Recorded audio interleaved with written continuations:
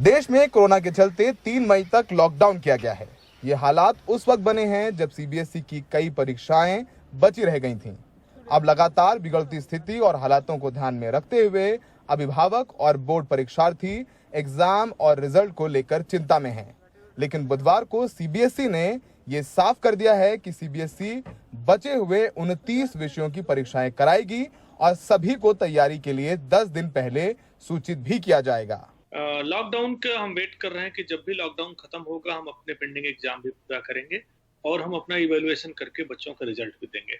समय सीमा मैं इस समय नहीं बता सकता हूं क्योंकि हमें खुद भी नहीं मालूम है कि ये 3 तारीख के बाद की क्या स्थिति होगी। हम पॉजिटिव हैं और हम उम्मीद करते हैं कि अगर 3 को सब कुछ 3 मई को सब कुछ ठीक रहा, लॉकडाउन उठ गया, तो हम 10 से 15 दिनों में अपनी बची हुई परीक्षाएं जो 12वीं की हैं वो भी करा लेंगे और इवैल्यूएशन में हमें लगभग 1 से 1.5 महीने का समय लगता है, वो भी हम कराएंगे और उसके बाद हम रिजल्ट देने की स्थिति में रहेंगे।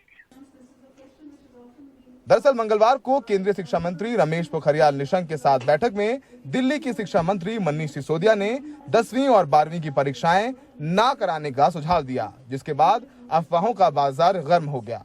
दिल्ली के शिक्षा मंत्री सिसोदिया ने 2 प्रमुख सुझाव दिए थे। 10वीं और 12वीं की बची हुई परीक्षा कराना संभव नहीं, इसलिए इंटरनल आधार पर ही बच्चों को पास किया जाए। अगले साल के लिए समूचे पाठ्यक्रम में कम से कम 30% की कमी की जाए और जेईई, एनईईटी जैसे दूसरे शिक्षा संस्थानों की प्रवेश परीक्षाएं भी कम किए गए पाठ्यक्रम के आधार पर ही ली जाएं।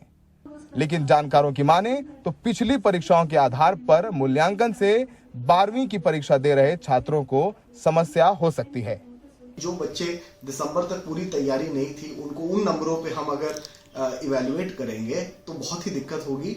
और दूसरी चीज ये है कि पहले भी सीबीएसई ने जब पेपर लीक हुआ था तब भी अप्रैल में कराया था, जून तक रिजल्ट दे दिया था, तो अभी ऐसी कोई हाई तौबा नहीं मची है। सीबीएसई को इंटरनल एग्जाम्स के बजाय होम इवैल्यूएशन को पॉजिटिवली देखना चाहिए और जून के बजाय जुलाई में हो जाएगा, इससे कोई नहीं फर्क पड़ेगा। दूसरा, जो जेई मेन को अगर हम रद्द करने की बात कर रहे हैं और बाद में करने की बात कर रहे हैं, उसमें तो बहुत नुकसान हो जाएगा। इस साल बच्चों का ईयर 0 डिक्लेयर हो जाएगा, इससे तो डिप्रेशन और ये बढ़ जाएगा बच्चों में।